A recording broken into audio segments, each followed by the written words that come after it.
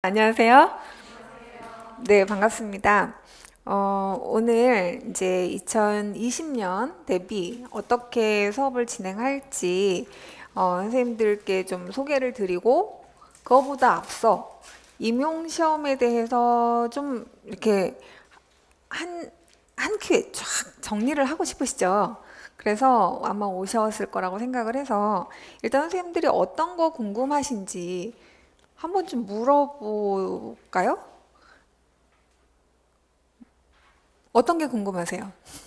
제가 물론 저도 준비한 게 있지만 선생님들이 궁금하신 것들 한번 좀 여쭤보고 이렇게 거기에서 이야기를 좀 풀어가 보면 좋을 것 같은데 일단 시험에 대해서 궁금하시죠? 임용 시험이 어떻게 돼 있는지 그쵸?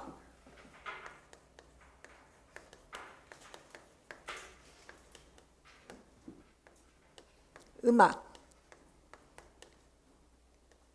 우리가 음악 임용고사를 이제 준비하려고 하는 거죠. 어, 제가 항상 말씀드리지만 지피지기 너무 중요해요. 일단 나를 알고 시험을 아는 거. 근데 일단 시험에서 뭘 보는지 이제 이런 것들을 좀 같이 얘기를 해봐야 될 것 같고요. 그리고 생각보다 선생님들이 시험에 대해서 잘 모르시더라고요. 제가 올해 그 어떤 대학에서 그 이제 교육론과 관련된 논리적 이제 논문과 관련된 이제 수업을 좀 했었어요. 이번 학기에. 근데 이제 임용을 보시려고 생각을 하고 학교에 대학원에 진학을 하셨지만 막상 이렇게 이제 어떤 게 궁금한지 물어보니까 시험에 대한 정보를 사실 많이 알고 있지 않아서 아, 이게 그냥 막연히 교사가 돼야 되겠다라고 생각을 하고 이제 일단 1차적으로는 자격증이 있어야 되잖아요. 그쵸? 그래서 혹시 전가요? 아닌 것 같죠? 네. 그래서 그 시험을 준비를 하시지만 생각보다 이렇게 준비를 이거 이렇게 해갖고 이렇게 시험 봐야지 하고 오시는 게 아니라 막연하게 그냥 일단 시험을 보시려고 그러니까 교사가 돼야겠다라고 생각을 하고 대학원에 입학을 하시는 것 같아요. 그래서 알고 계시는 뭘 준비해야 되는지에 대해서 잘 모르시는 것 같아서 사실 오늘의 가장 핵심적인 부분은 뭘 준비해야 될까? 무엇에 대한 부분이 하나 있고요. 그 다음에 또 하나 여러분들한테 이제 제가 상담지 지금 이렇게 어떤 게 궁금하신지 구체적으로 적어달라고 하면 처음에는 궁금한 것도 뭐가 있어야 궁금한 게 있어요? 아는 게 있어요. 네, 궁금한 게 있어요. 근데 구체적으로 아는 게 없으니까 일단은 구체적으로 질문을 하기가 어려워서 보통 많이들 이제 적으시는 게 공부 방법이 궁금해요. 어떻게 하면 붙어요? 이게 제일 궁금하죠. 그쵸? 그래서 합격을 하는 공부 방법에 대해서 그러면 얘는 뭐예요? 어떻게? 그 다음에 또 선생님들이 궁금해 하시는 거 있어요. 또 어떤 게 궁금하세요? 많이들 물어보시던데 1년에 붙어요? 많이 물어보시거든요. 공부 시작하실 때. 그러니까 이게 얼마나 걸리나요? 이것도 굉장히 많이 물어보세요. 그래서 이렇게 물어볼 수도 있고 언제 시작해야 되나요?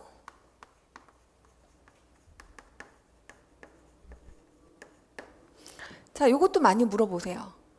사실은 요거도 제가 좀 설명을 드리고 싶어요. 그래서 이거를 대상에 따라서 제가 합격 그 설명회 안내 글을 이제 만들어서 이렇게 보내드렸었는데 거기에 2020년 시험 대상자가 있고요. 그 다음에 20년 이후 시험을 준비하시는 분도 계실 거예요. 그쵸? 그래서 자, 여기 혹시 2020년 시험을 대비하시는 분 손 들어 주실래요? 그러니까 다음 연도에 시험 보시려고 한다. 그럼 혹시 그 다음 연도에 보시려고 한다. 네, 다들 계시네요. 어, 일단 결론부터 말하면 얼마나 걸리나요? 1년에 가능. 네, 듣고 싶은 대답이죠. 근데 어떻게가 되게 중요한 거죠. 사실은 그래서 제가 조금 있다가 이렇게 조그만 소책자를 하나 만들려고 하는데 만들고 있어요. 근데 여러분들이 제일 궁금해 하시는 게 이런 것들인데 그런 것들을 누구한테 듣는 게 제일 좀 와닿게 들을 수 있냐면 합격하신 분들. 그쵸? 그래서 사실은 이제 카페의 합격 수기가 뭐 어마어마하게 많이 쌓여 있잖아요. 근데 그 중에 이제 내가 보고 싶은 것만 골라보고 싶은 거죠. 나는 초수니까 초수로 합격하는 법을 알고 싶어. 라고 하면 초수로 쫙 나와야 되겠죠. 그러니까 이제 또, 나는 아줌마인데, 그리고 아기도 키워야 되는데, 그런 분들도 꽤 계세요. 상담하시는 분들 보시면. 그러면 거기에 맞게 저는 아기를 키우면서 육아와 함께 합격했어요 하시는 분들 또는 이제 뭐 애가 중학교, 고등학교 그래서 사실은 저랑 비슷한 연배의 선생님이 합격하셨거든요. 제가 얼마나 됐을까요? 연수가 연차가 제가 1999년생이 아니고요. 1999 학번도 아니고요. 99년부터 강의를 시작했어요. 자, 그럼 이제 막 돌아가죠? 아, 도대체 이게 어떻게 된 거야? 막 이렇게 하시죠? 뭐 대학을 20살에 졸업했다는 얘기가 있어요. 뻥이에요. 뻥이고 어쨌건 99년에 시작했어요. 그래서 지금 이제 내년이 90 아니 무슨 연도죠? 19년. 그쵸? 19년이 돼서 이제 딱 정말 이렇게 횟수로는 올해가 20년인 것 같고 내년이 이제 20년 딱 맞는 해가 되거든요. 자, 그래서 굉장히 오랫동안 이 시험을 붙고 또는 시행착오를 하고 이거를 굉장히 많이 살펴봤어요. 그래서 어떻게 하면 붙는다는 거는 정말 정확하게 얘기를 해드릴 수 있어요. 그리고 얼마나 걸린다 이런 것들도 사실은 굉장히 많이 봤어요. 그쵸? 그래서 1년 안에 가능합니다. 시험은 가능한 시험인데요. 근데 우리 모두가 다 출발점이 이렇게 일렬로 똑같다고 생각하시면 그거는 오해예요. 여러분들은 물론 약간씩의 차이긴 한데요. 차이가 있어요. 어떤 차이냐면 내가 만약에 작곡 전공자다. 그러면 일단 뭐는 좀 약간 이렇게 안 해도 될까요? 화성, 대위, 뭐 이런 기초 이론 파트는 아무래도 출발점이 같다고 할 수 없죠. 그쵸? 내가 국악 전공자다. 그러면 국악에 대해서 물론 임용국악하고 국악 전공 악기를 하시는 그거하고는 많이 다르긴 하지만 받아들이는 게 달라요. 익숙함이 다른 거죠. 그래서 굉장히 많이 내가 거기에서 이렇게 접해본 이렇게 하고 그렇지 않고 내가 국악에 대한 피를 하나도 모르고 국악의 국자도 사실은 별로 대학 다니면서 안 들어봤다. 그러면 이제 조금 출발점이 다르겠죠. 자, 그래서 요거는 근데 그렇게 하다 보면 모두 다 음악을 전공했기 때문에 하나가 이렇게 잃어버리는 게 있으면 하나는 조금 이렇게 내가 한 게 조금 더 유리한 게 있어요. 자, 그래서 비슷비슷하기는 하지만 약간의 차이가 있고 또 하나 내가 4년 동안 뭘 했는지 모르겠어요. 솔직히 이러신 분들 많이 계실 거예요. 대학 4년 동안에 뭘 공부했는지 사실 잘 기억이 안 나요. 어쨌건 학교를 졸업장을 보니까 하긴 한 것 같아요. 졸업을 한 것 같은데 또는 졸업을 할 예정인데 공부한 게 어떤 선생님은 4년 장학금 받고 다니신 분들 계세요. 막 이렇게 하시는 분들 있잖아요. 그런 분들이 좀 더 빨라요. 왜? 당연하겠죠?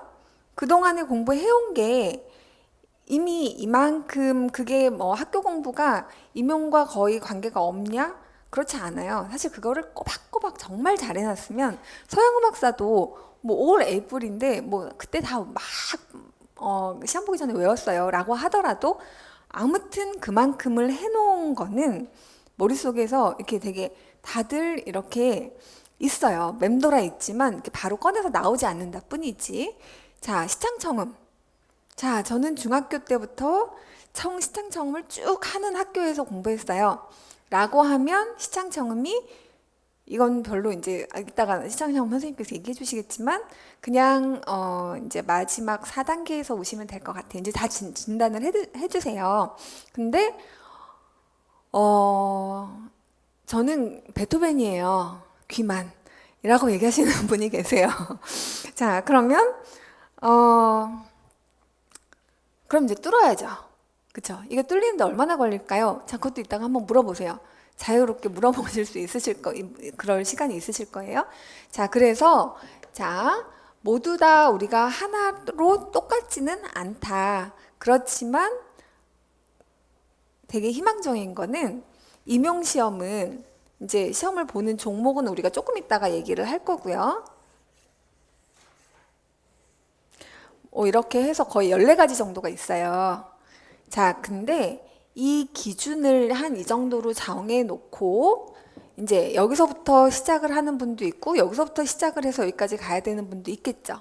근데 여기에서부터 여기까지인 거지 여기가 만약에 연주자급이다 또는 뭐 무슨 논문 쓰는 박사 논문 쓰는 급이다 이런 거 없어요. 교사는 제너럴하게 다 조금씩 잘하셔야 돼요. 그래서 어떤 기준치에만 도달하면 돼요. 굉장히 희망적이죠?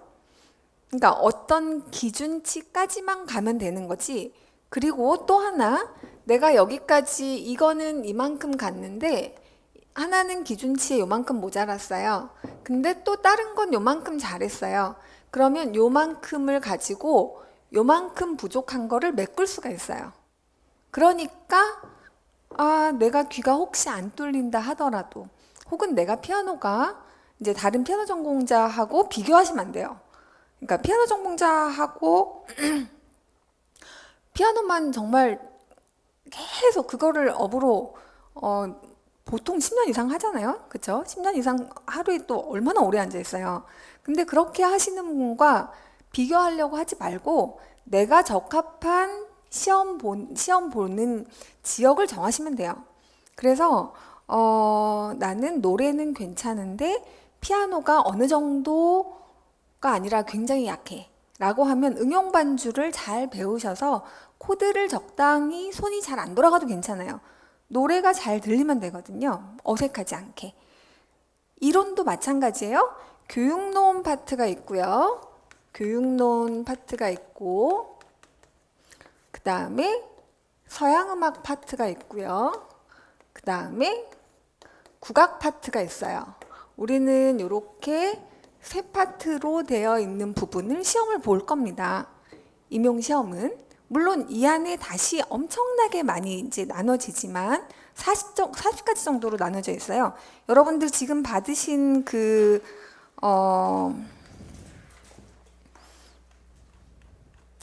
부분에서 1차 시험의 그 영역 분류표를 한번 살펴보시면 이 페이지예요.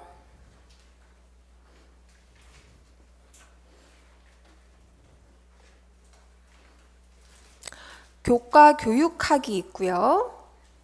음악 교육론.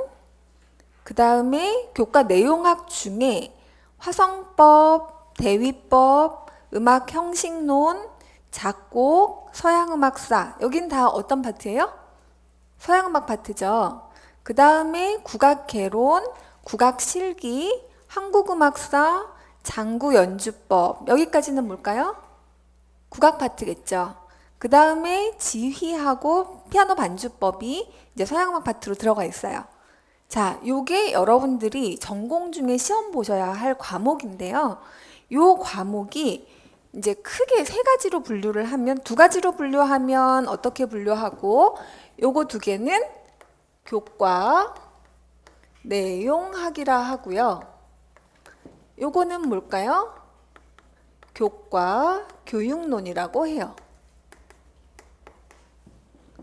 자, 그러면 우리가 시험 보는 과목이 요게 1차 시험이죠. 그럼 이제 1차 시험에서 또 뭘 보죠? 예전에 제가 어느 뭐 또 대학에서 이제 와서 설명회를 좀 해주세요 하고 부탁을 하셔서 가서 설명을 하면서 1차 시험에서 뭘 볼까요? 했더니 이제 전공만 보는 줄 아시는 분도 계세요. 근데 전공만 보지는 않아요, 우리는. 뭘 보나요? 교육학을 보죠. 자, 교육학을 봅니다. 요거 몇 점? 20점. 요거 몇 점? 80점. 도합 몇 점? 100점. 자, 올해 커트라인이 몇 점일지 사실 저도 궁금해요. 근데 작년 커트라인이 서울 경기 기준으로 73.4점 정도 나왔어요. 이 73, 4점이라는 말은 무슨 얘기냐면 요거 20점과 요거 80점을 합쳤을 때 커트라인이 73점 정도 된다는 얘기예요. 서울 경기가 73, 4 그리고 이제 조금 더 제일 높았던 지역은 78점까지 갔어요. 근데 이런 적은 별로 없고요. 지역에 따라서 이제 편차가 보통 여기 이제 60점대 후반 정도 된다고 하면 10점 정도 차이가 납니다. 자, 그럼 이제 여러분들이 또 궁금하세요. 지역은 어떻게 선택하나요? 그냥 자기 마음이에요. 한 지역만 선택할 수 있어요. 그래서 내가 서울 쓸까 경기 쓸까 그럼 이제 보통 이렇게 두 개를 해놓고 이제 마지막 그 원서비 내는 데가 이 지원이 되겠죠. 그래서 그렇게들 많이 하시더라고요. 만약에 서울 경기다 아니면 내가 전북과 전남이다. 그럼 이제 아니면 부산과 서울이다. 근데 이걸 이제 어떻게 정하냐, 지역을. 이따가 선생님이 근데 오늘 시간이 많지 않아서 이렇게 지역에 대한 거는 사실은 홈페이지에 가면은 우리 카페에 다 정리가 돼 있어요. 실기가 다 달라요. 그래서 필수 과목은 똑같은데 피아노를 응용 반주를 보는 지역이 있고 그 다음에 정반주를 보는 지역이 있어요. 정반주는 그냥 악보 그대로 치는 거고 응용 반주 범창이라고 하면 그냥 멜로디 라인만 나오고 그 멜로디를 보고 반주를 자기가 즉흥으로 해서 노래를 부르는 거죠. 그러니까 그 실기도 이제 뭐 장구를 보는 지역, 장구민요 보는 지역이 있고 단소를 보고 안 보는 지역이 있어요. 서울은 단소를 안 봐요. 근데 경기는 단소를 봐요. 즉흥으로 봐야 돼요. 뭘 준비해서 가는 게 아니라 어떤 데는 한 곡을 막 연습해서 가면 되는 지역이 있는가 하면 초견이에요. 경기는. 그런 식으로 굉장히 달라요. 실기가. 그러면 그리고 이제 아까 시창청음이 좀 안 되는 분들도 그것 때문에 고민이신 분들 굉장히 많은데 안 보는 지역이 있어요. 대전이 안 봐요. 그 다음에 경남이 안 봐요. 그러면 그러니까 시창은 보지만 청음을 안 보는 지역들이 있거든요. 그리고 청음의 수준이 여기서부터 여기까지예요. 정말 굉장히 차이가 많이 나거든요. 지역마다. 그러니까 모두 다 뭐냐면 지역은 어떻게 선택하나요? 하면 첫 번째 TO를 보고 선택해요. 그쵸? 몇 명이 나왔는지 뭐 30명 원래 10명도 안 뽑는 지역인데 30명 뽑는다. 그러면 그 지역은 대박인 거죠. 그런 식으로 해서 이번에는 서울과 경기가 말하자면 대박의 인원을 뽑았어요. 그래서 지역의 TO를 먼저 좀 보고 그 다음에 더 중요한 건 뭐냐면 본인의 뭐일까요? 실기. 그렇게 두 가지를 보통 보고 정하는데 저는 항상 세 가지를 얘기를 해요. 살고 싶은데 이거 고려하셔야 돼요. 왜냐면 붙고 나서 다시 시험 보시는 분들 꽤 계세요. 저는 이제 오랫동안 봤잖아요. 그러니까 과연 내가 여기 들어가서 또는 여기에서 내가 굉장히 집이랑 먼데 선생님 어디를 가면 붙을까요? 하나만 찍어주세요. 제일 커트라인이 낮을 것 같은 지역을 한 군데만 찍어주세요. 그럼 대략 생각이 나는 지역이 없진 않거든요. 근데 이제 여쭤봐요. 여기랑 여기가 TO 대비 그 다음에 작년 재작년에 그 커트라인이 되게 신기한 게 작년에 커트라인이 높잖아요. 그럼 여기 안 몰려요. 그리고 작년에 커트라인이 낮잖아요. 그럼 TO가 작아도 몰려요. 작년에 대구가 2명 뽑았거든요. 그리고 올해도 2명을 뽑아요. 3명 뽑나? 2명 뽑죠. 사립에 1명이 또 붙어서 이렇게 1명이 더 늘어난다고는 했는데, 그러면 작년에는 다들 그 전년도에 대구가 엄청 높았어요, 컷이. 그러니까 안 봐요, 선생님들이. 근데 올해 그러고 나니까 여기가 떨어졌겠죠, 컷이. 그러니까 여기가 되게 쉬워 보이죠. 그러니까 그 다음 연도에 다시 막 많이 봐요. 그래서 올해는 컷 아마 높아질 거예요. 그리고 경쟁률이 엄청 높았어요. 근데 자, 그러면 이제 지역 어떻게 선택하는지 아시겠죠? 왜 제가 이걸 자세하게 설명하냐면, 얼마 전에 어떤 선생님이 어떤 학교에서 질문을 하시더라고요. 선생님, 본인이 사는 동네에서만 시험 볼 수 있나요? 이렇게 질문을 하시는 분이 계셔서 사실 깜짝 놀랐지만, 아, 그것도 모를 수 있지, 당연히. 그쵸? 그러니까 지역 공무원 같은 경우는 또 그 지역 할당 뭐 이런 게 있다면서요? 그래서 그 지역을 보면 좀 더 이렇게 유리하고 이런 것들이 있는 것 같아요. 그래서 우리 여기 임용시험은 그냥 원하는 지역을 보되 TO와 그 다음에 실기와 그 다음에 살고 싶은데, 그리고 TO뿐만 아니라 커트라인이 평균적으로 수도권하고 광역시는 높아요. 그래서 그렇지 않으면 그거를, 근데 어느 해는 이게 뒤집혀서 꼭 그렇다고 볼 수는 없지만, 내가 이 지역하고 뭐 충북과 대전을 고민한다. 그럼 일반적으로는 대전이 높았어요. TO가 아니라 커트라인이. 근데 그게 이제 한 10년 동안의 통계를 쫙 보고 결정하시는 거예요. 그런 다음에 실기 보고, 그래서 평균을 보니까 10년 동안 대전이 충북보다는 훨씬 높았네. 그러면 내가 왠지 이번에 1차 점수가 약간 어떨지 모르겠다 라고 생각이 들면 컷이 조금 더 낮았던, 평균적으로 낮았던 지역을 보시겠죠. 자, 그런 식으로 해서 지역 선택을 하고요. 여기는 교육론, 서양막, 국악 이렇게 해서 보고요. 우리가 이제 무엇을 보는지, 그 다음에 세 번째는 실기를 봅니다. 실기를 과목을 뭐뭐 보냐. 자, 이것도 한번 우리 살펴볼까요? 1, 2차 시험의 평가 영역이라고 해서 2차 시험의 영역, 여기에서는 교직 적성 심층 면접이 있고요. 그 다음에 제가 2차를 좀 나눴어요. 그 다음에 교수학습 지도안과 수업 능력 평가 이런 것들을 봅니다. 자, 그리고 실기평가 능력이 있어요. 자, 여기에서는 필수가 있는데 장구, 범창, 장구를 치면서 노래를 불러요. 그 다음에 피아노 범창, 피아노 반주를 하면서 노래를 불러요. 근데 내년에는 그동안의 정반주였던 어디죠? 경기가 피아노 범창으로 바뀌죠. 이게 이제 그 전년도에 공지를 하게 되어 있어요. 그러니까 이제 피아노 전공 선생님들은 사실 경기를 굉장히 선호했죠, 그동안에.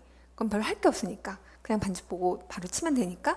근데 응용 반주는 이따가 설명 들으시겠지만 이거는 화성학이랑 같이 가는 거예요. 피아노로 하는 게 아니에요. 아무리 피아노를 잘 치셔도 코드 못 치시는 분들도 계세요. 코드가 안 나오면. 내가 무슨 코드로 진행을 할 건지는, 이거는 음악의 진행에 관련된 문제인 거죠. 자, 그래서 요게 이제 그래서 가창 반주 표현 능력, 그 다음에 이것도 가창 반주 표현 능력인데 이거는 국악, 요거는 서양음악 파트가 되겠고, 그 다음에 이제 청음이 있어요. 그래서 리듬, 음정, 정확도 뭐 이런 것들을 보고, 시창 역시 이렇게 보고, 단소, 그 다음에 기타, 본인의 악기를 선택해서 보는 지역이 있어요. 강원도 같은 경우는 이제 그 오케스트라 지도를 좀 이렇게 장려해요. 특히 이제 관악 쪽 파트를 특히 더 장려하죠. 그러니까 그쪽은 아무래도 플러스 점수가 있어요. 관악기 전공하신 선생님들한테는. 그리고 그러니까 그런 플러스 점수를 약간 주기 위해서 그렇게 시험 그 자유학기를 했는데 거기 말고도 지금 자유학기를 더 집어넣는 추세예요. 그래서 악기를 잘하시는 분도 조금 더 거기에 대한 메리트를 주겠다. 이렇게 보면 이제 우리가 시험이 뭐뭐로 세 가지로 되어 있다는 것. 실기가 있고, 여기 네 번째는 수업과 면접. 여기는 수업이라는 거는 실연이 있고요. 2차 시험에서 수업을 해요. 자, 여러분, 무슨 막 해요. 이렇게. 그거를 아무도 없는데 있는 것처럼 하면서 수업을 막 하는 거죠. 그게 수업 실연이에요. 그리고 그걸 하기 전에 뭘 써요? 지도안을 써요. 근데 지도안을 안 쓰는 지역도 있어요. 이것도 지역마다 차이가 있어요. 그걸 안 하는 대신에 경기도는 수업 나눔이라는 걸 해요. 그래서 내가 수업한 거에 대해서 이게 배움 중심 수업에 입각해서 내가 어떤 걸 잘했고 어떤 걸 못했는지 반성적 사고를 보는 거죠. 이 교사한테 그런 반성적 사고를 할 수 있는지. 그래서 질문을 해요.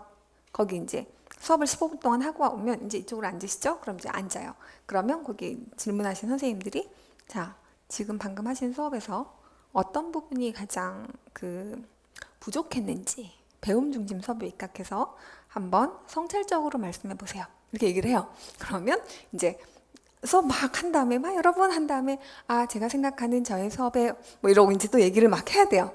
이게 수업 나눔이에요. 자, 그래서 수업에 관련된 부분이 점수 배점이 면접도 그렇고 이거 역시 변별도가 엄청 늘어나는 추세예요. 자, 그래서 여기에서 몇 점 정도의 간극이 있을까요? 10점 정도. 여기서 잘하면 거의 만점처럼 받는 분이 계시고요. 여기서 못하면 5, 6점 깎이는 분이 계세요. 6점, 7점까지 깎이신 분도 봤어요. 자, 면접이 보통 40점 정도 되잖아요. 그리고 그런 수업 실현도 잘하시는 분하고 못하시는 분이 많이 차이 나면 5점 정도 차이 나요. 요즘에 그래요. 왜?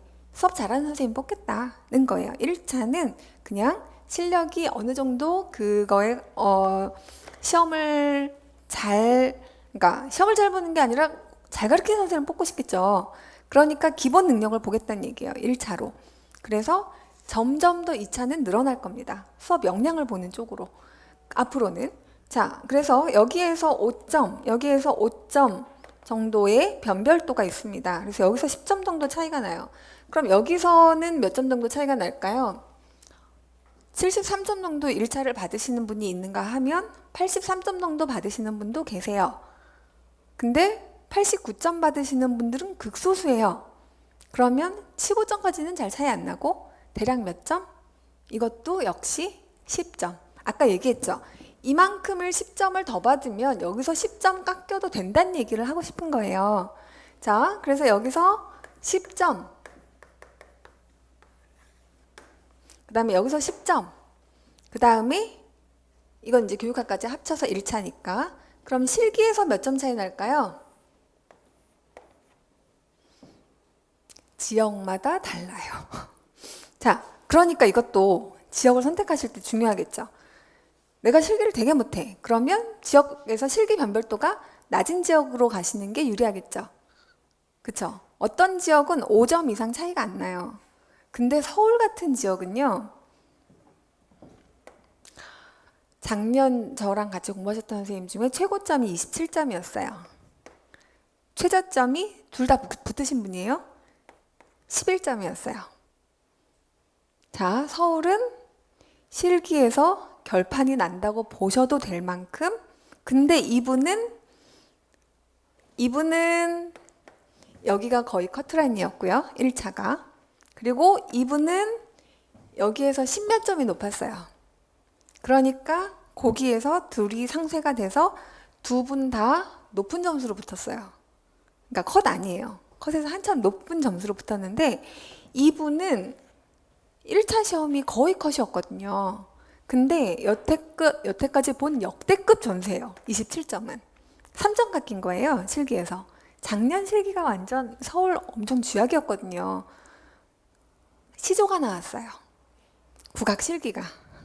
민요라고 이제, 근데 시조가 나왔고, 캔디 타령이라고 해서 교과서 어디서 잘 보지도 못한 그런 부분이 나왔는데, 이분은 굉장히 운이 좋게도 성악 전공하신 선생님이었는데 육자배기를 뽑았어요.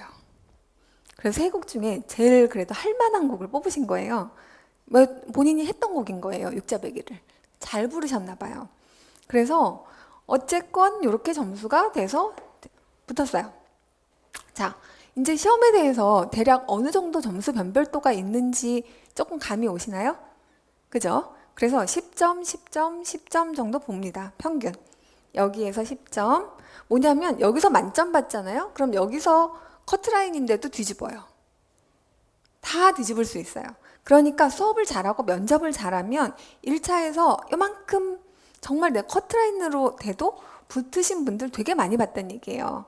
그래서 잘하는 걸 공략해라. 잘하는 거를 최대한 잘하게 하고 그 다음에 이거예요. 요 원리예요. 각각의 이렇게 이거를 이렇게 대나무 이렇게 안에 비어 있는 그거라고 생각을 해보세요. 여기다 이렇게 물을 붓는데 얘네가 여기가 이제 평균이고 잔잔하게 여기까지 차야 돼요. 우리 임용 시험은. 근데 내가 얘를 요만큼까지 끝까지 채웠으면 여기서 조금 부족한 게 있어도 괜찮아요. 그래서 선생님들이 아무리 시창청은 빵점 맞고도 붙기도 하고 붙으신 분들 많이 계시거든요. 서울 같은 경우는 시창청음, 특히 청음은 약간 극과 극이에요. 그래서 정말 다 맞으시는 분도 계신가 하면 정말 그냥 이건 0으로 갖고 가더라도 내가 앞에 맞고 뒤에 맞으려면 준비는 하셔야 돼요. 한마디 한마디 마디 채점을 하거든요. 자, 그러면 나머지에서 내가 하겠다. 근데 요것도 이제 또 그렇겠죠. 서양음악, 교육론, 서양, 국악. 그럼 처음에는 국악이 제로예요. 서양음악 전공자들은 대부분. 그렇겠죠? 그럼 얘를 올려야 되겠죠? 서양은 되게 쉬운 듯 해요. 근데 시험장 가서 막판에 가서 틀려서 오는 거 보면 다 어디다? 서양음악 되게 많이 틀리세요. 왜냐하면 얘네들은 굉장히 광범위하기 때문에 국악은 어느 정도까지만 하면 이것만 하면 되고 교육론도 좁아요. 상당히 좁고 교육과정만 잘 외우고 가시면 사실은 교육론은 저는 틀리면 안 된다고 항상 말씀드리거든요. 근데 서양음악 파트는 여지가 많아요. 범위가 굉장히 넓고 대부분 이제 서양음악 전공자들이 훨씬 많기 때문에 어떤 문제가 나오는지는 사실은 이거는 또 다른 문제여서 제가 문제 분석까지 오늘 해드릴 시간은 없고 저걸 보세요.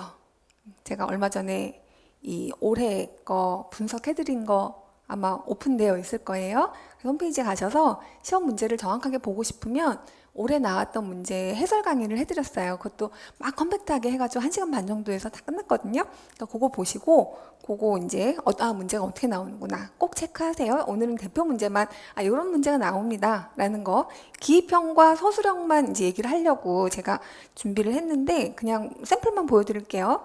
자, 그 다음에 여기 최근 기출문제 영역 문항 배점 분석이라고 해서 요거를 보시면 이거 제가 다시 올려 보내드릴게요. 제가 요거는 이전에 했던 거에서 제가 다른 파일을 보내드린 것 같아요. 요거는 제가 파일을 다시 보내드릴 테니까 이따가 내려가서 딴 걸로 받아가세요. 자, 지금 올해는 시험이 바뀌었어요. 문제가. 그쵸? 자, 그래서 요거는 제가 요거 쉬는 시간 잠깐 지나고 나서 다시 설명을 해드리도록 할게요. 자, 그리고 일단은 요거 좀 볼게요. 공부 방법 어떻게 해야지 합격하느냐 라고 하는 부분이 있는데요. 그러면 요거 두 가지를 좀 묶어서 말씀을 드릴게요. 요 두 가지 질문. 그럼 이제 선생님들이 많이 물어보는 게 하루에 몇 시간을 해야 되나요? 굉장히 산술적으로 물어보시는데요. 정답은 없어요. 근데 작년에 제가 그리고 이제 근데 제가 조금 더 여러분들에게 빅데이터, 그러니까 데이터를 가지고 말씀을 드릴 수 있는 것이 작년이 아니라 올해 제가 뭘 했냐면 복주머니 프로젝트라는 걸 했어요. 자, 복주머니 프로젝트라는 게 뭐냐 하면 저는 요거 복주머니는 그냥 제가 이름을 만든 거고 복주머니를 사실은 복은 어떻게 하는 거예요? 본인이 만드는 거죠. 그렇죠? 그래서 이제 1시간 공부하면 복주머니를 하나를 쌓고 2시간 공부하면 또 하나를 쌓고 이렇게 생각을 하고 올해는 2시간 단위로 해봤는데요.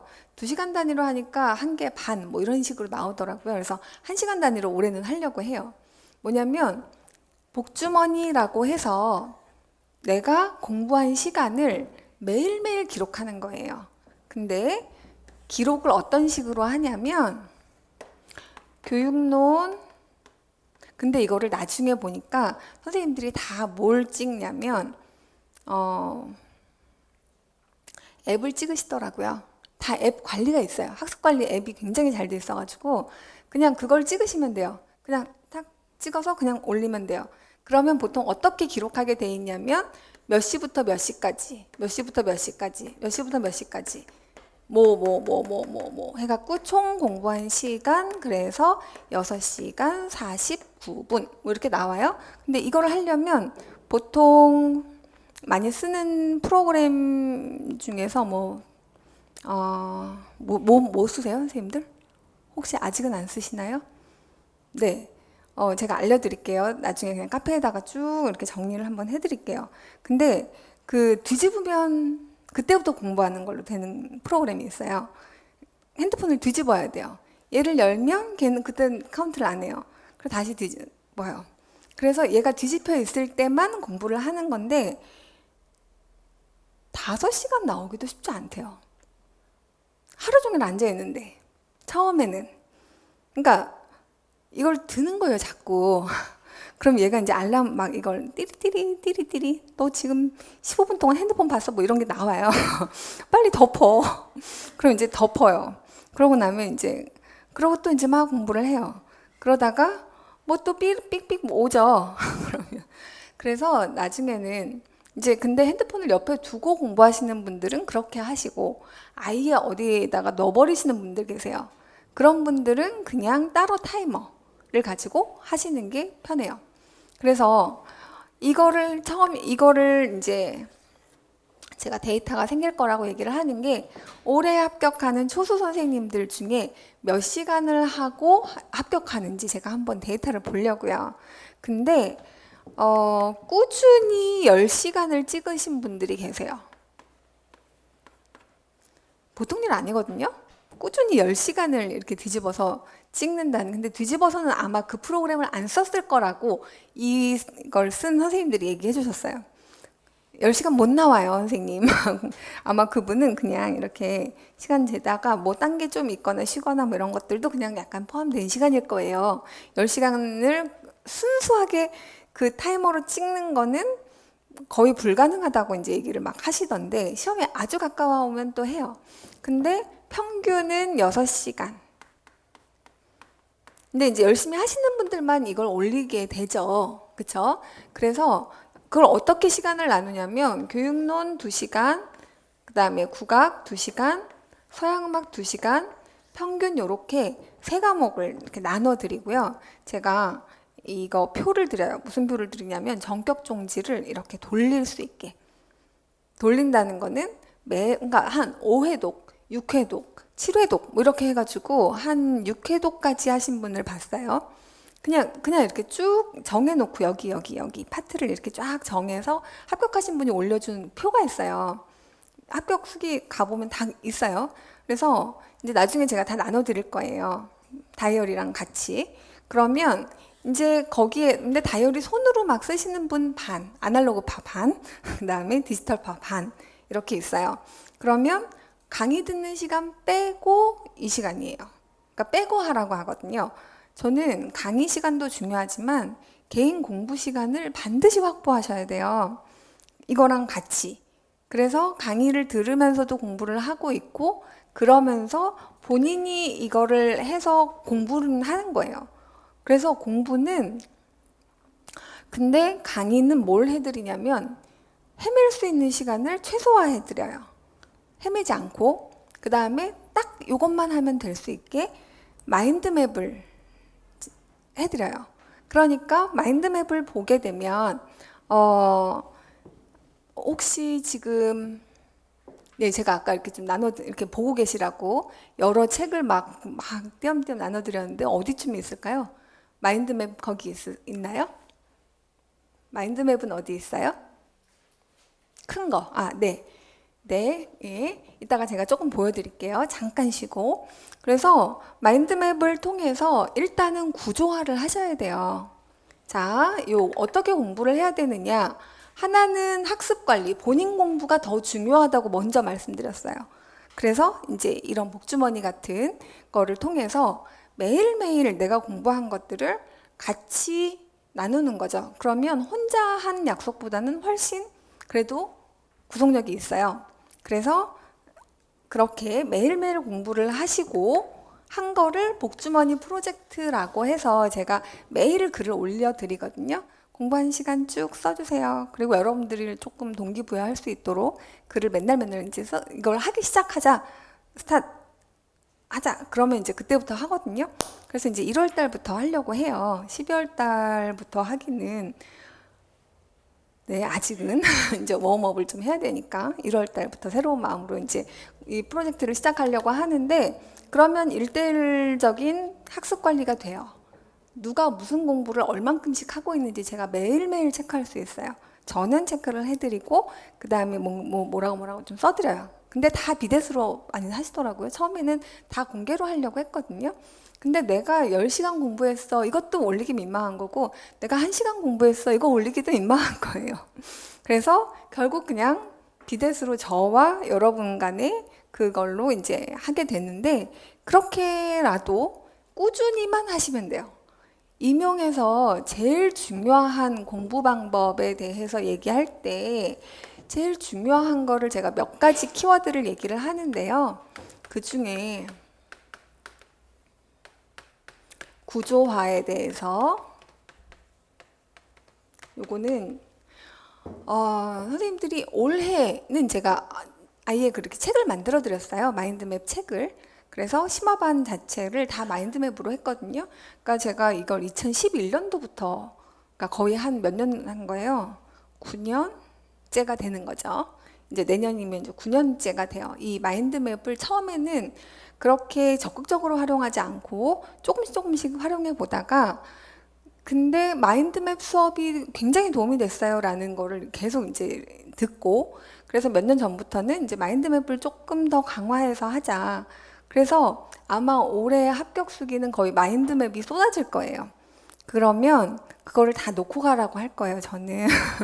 선생님들한테. 그래서 다 연구실에다 다 놓고 선생님들이 언제든지 와서 그러니까 합격하시면은 사실 되게 많이 이렇게 기증을 하고 가시거든요. 공부하던 것들을. 그래서 보통 단거나 한 책은 잘 못 주고 가긴 하는데 그래도 선생님들이 도움이 된다면 하면서 그냥 카피라도 다 해주시고 가시거든요. 제가 필요하다고 하면. 그러면 제가 이제 합격하고 나면 그때 쫙 한번 돌릴게요. 선생님들의 그 화려한 마인드맵을. 머릿속에 다 마인드맵으로 들어가지 않으면 너무 분량이 많아서 사실 쉽지가 않아요. 이 내용 자체가. 그래서 구조화가 굉장히 중요하다라고 하는 얘기를 하나 드리고 그 다음에 두 번째는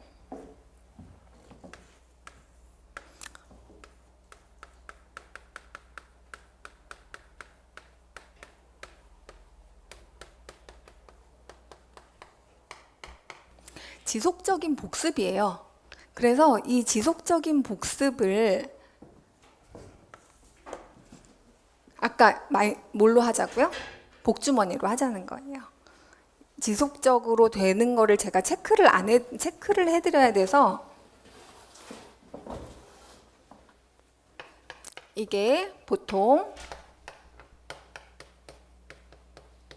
이렇게 가이드라인은 적어드려요. 6시간에서 10시간 정도를 맥시멈 하면 10시간, 이제 하반기부터 했기 때문에 하반기에는 사실 개인 공부할 시간이 많지만 상반기에는 강의가 많기 때문에 개인 공부할 시간이 그렇게 많지 않습니다. 그래서 여기에서 4시간 정도만 나와도 아까 이렇게 뒤집어서 그래도 이거를 4시간을 7일 동안 계속하면 28시간이 되죠. 일주일에 대략 한 30시간 정도의 복습 시간을 쓰는 거죠. 그러면 그러니까 최소 공부하는 것들이 내 머릿속에서 한번 다시 재조정되는 시간은 가질 수 있어요. 자, 그 다음에 또 하나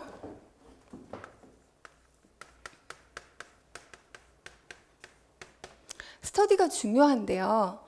어떤 분들은 스터디가 조금 안 맞다고 할 수도 있어요. 그 형이 다 다르죠, 공부하는 스타일이. 근데요, 초수 선생님들은 대부분 도움을 많이 받으세요. 그리고 재수 선생님들도 주제만 잘 정하면, 근데 저는 이제 아첼반 같은 경우는 주제를 뭘로 정해드리냐 하면 보통 기출문제로 잡아드려요. 그러면 기출문제가 머릿속에 그대로 다 들어가서 기출문제하고 마인드맵 암기 이게 이제 보통 하는 거거든요. 그러면 그러니까 그 전해에 요만큼 부족해서 떨어지신 분들 계시잖아요. 그쵸? 요만큼 점수가 부족한 건 이건 암기 때문에 떨어진 거거든요. 그러면 상반기 내내 마인드맵을 돌리면서 서로 스터디 때 뭐 하냐면 범위를 정해요. 그래서 오늘은 정학, 그럼 이제 마인드맵이 쫙 이렇게 있겠죠. 오늘은 현대음악사, 그럼 이제 현대음악사 파트가 쫙 있겠죠. 그러면 현대음악사 파트를 다 쓰는 거예요. 여기 이렇게 해서. 자, 그래서 그거를 이제 아첼반에서 보통 스터디를 하고요. 아첼반이라 함은 이제 한 해에 공부하신 분들, 그 이후에 다시 공부하신 선생님들, 그리고 테누터반은 꾹꾹 눌러간다고 해서 텐터반이라고 제가 이름을 붙였는데 초수 선생님들이에요. 자, 그래서 그렇게 초수 선생님들은 모르는 거를 말로 한번 해봄으로써, 그리고 내가 뭘 모르는지 체크를 해봄으로써 같이 하는 가운데 얘가 이렇게 자리를 잡아가요. 그리고 아첼반 같은 경우는 기출문제를 다 아주 면밀하게 보는데 사실은 올해 제가 기출문제집을 내려고 계획은 하고 있어요. 어느 정도 자료도 다 저희가 정리가 됐지만 늘 2차반이 너무 시간이 많이 걸려요. 요즘에 10월, 12월에는 이제 수업실현 이거요. 지금 일단 얘는 지나갔으니까 여기에서 그 다음에 여기에서 당락이 결정되니까 이거를 다 엄청나게 많은 시간을 써서 지금 선생님들, 시험 보신 선생님들을 도와드려야 하는 시간인지라 다음 연도 이제 책 준비하고 이런 것들이 굉장히 좀 이렇게 어려움이 있는데 어쨌건 뭐 초반에 혹시 못 나오더라도 하반기에라도 지금 나오게 하려고 하고 있어요. 자, 그래서 어쨌건 요 정도 지금 요 구조화해서 개인이 머릿속에서 구조화를 해놓고 그 다음에 이거를 여러 방식의 매체를 통해서 말로도 하고 글로도 쓰고 시험 매주 봐요. 저는 매주 시험을 보거든요. 쪽지 시험을. 그 시험을 매주 봐서 계속 어떻게 한다. 일단 아웃풋 중심의 공부를 해요. 그러니까 꺼내놓는 거예요. 밖으로 내 머릿속에 있는 거를. 그거를 굉장히 여러 가지 방법으로 하면 할수록 효과적이에요. 자, 그 다음에 지속적으로 개인 공부 시간들을 확보해서 이거는 이제 스터디를 하거나 강의를 통해서 말고 내 혼자 깊이 들어가 보는 과정이 필요하고 그 다음에 암기를 하는 시간이 필요해요. 자, 그래서 요거가 가장 기본적으로 중요하고 그 다음에 이거는 두 가지 멘탈과 체력 관리. 임용시험에서는 이게 결코 이 단기전이 아니고 장기전이기 때문에 운동 꼭 하셔야 되고요. 제가 이런 말 할 자격은 별로 없지만 정말 숨만 쉬고 살고 있어요, 요즘에. 근데 정말 꼭 필요하고요. 그 다음에 이 멘탈 관리를 제가 아까 이렇게 스터디나 그 다음에 복주머니 같은 거를 하면서 매일매일 계속 스스로를 동기를 새롭게 동기부여를 하고 그 다음에 내가 한 거를 지속적으로 체크해 가면서 그렇게 하루하루가 그냥 빡빡하게 지나가게 그렇게 공부를 하셔야 이 임용 시험은 결코 하루 이틀 공부해서 되는 시험이 절대로 아니에요. 그냥 꾸준히만 하시면 돼요. 꾸준히 안 아프고 슬럼프 없이. 자, 이게 이제 굉장히 중요한 포인트들이고요. 그 밖에는 요거를 한번 보시죠. 한 2, 3분만 쉬었다가 제가 뒤에 부분 진행을 할게요.